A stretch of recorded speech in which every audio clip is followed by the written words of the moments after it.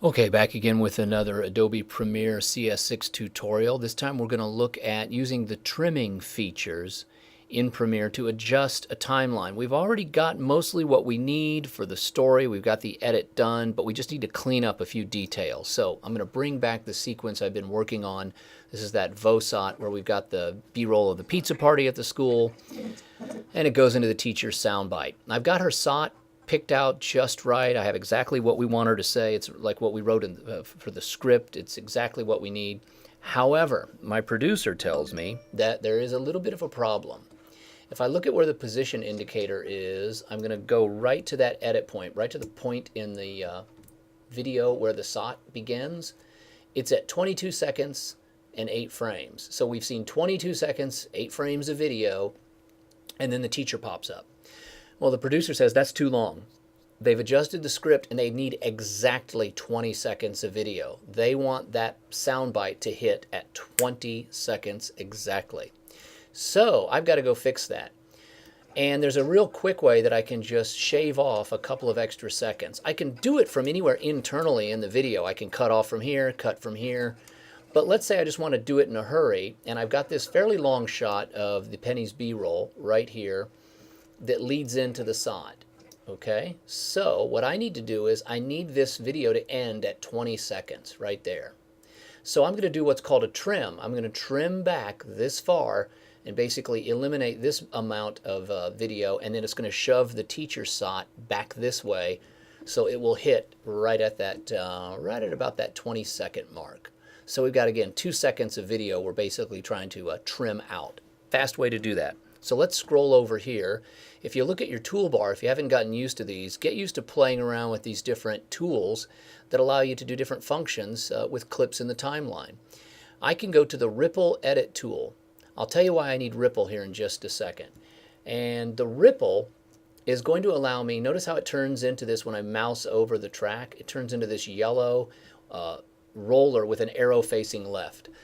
This basically is going to allow me to ripple out the shot as much as I want to ripple out on this side of the edit. I don't want to cut any of her SOT. I just want to roll basically this back or ripple it back to where I've got my position line. So it's as simple as going to the Ripple tool, select it, click on this side of the edit, and then just ripple it to that red line, let go. There we have it. Now right at 20 seconds, you see my timeline, time code up there, 20 seconds. Here's where the Penny's B-roll shot will end. There's some kids who don't have... And the teacher SOT will begin right there. So again, simple. I'll back up to show you what I did.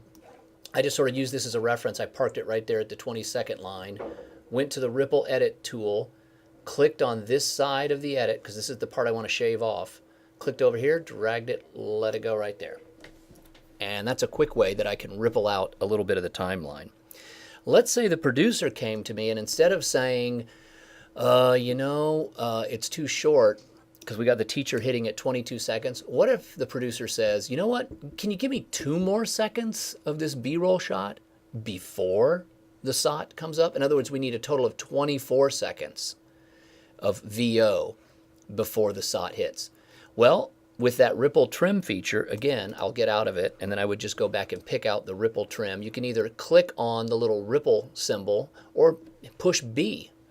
B on the keyboard will get you right back into that. So I'm back at my edit point. I hit B on the keyboard and I go, notice when I mouse over the track, nothing happens. It's sort of crossed out until I scroll down. Now it turns into my ripple tool and I'm on this side. Okay, I know what you're thinking. Wait a minute, you used that to trim back, to cut out 2 seconds. How can you use this to extend 2 seconds? Quite simply doing the same thing, I just push to the right. Click on it really fast, drag over to the right until I hit the 24, see the 24-second line right up there? Let go. What I basically did was add 2 seconds extra on this shot, and then the SOT occurs. So once again, here we go. I'll play back the clip at speed.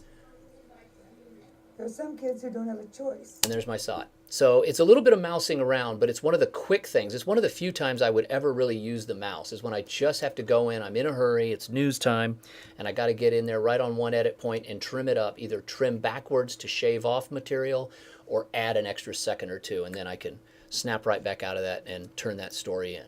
So that's a quick look at how to do a ripple edit. We'll look at some of the other trimming features and ripple versus roll coming up in other tutorials.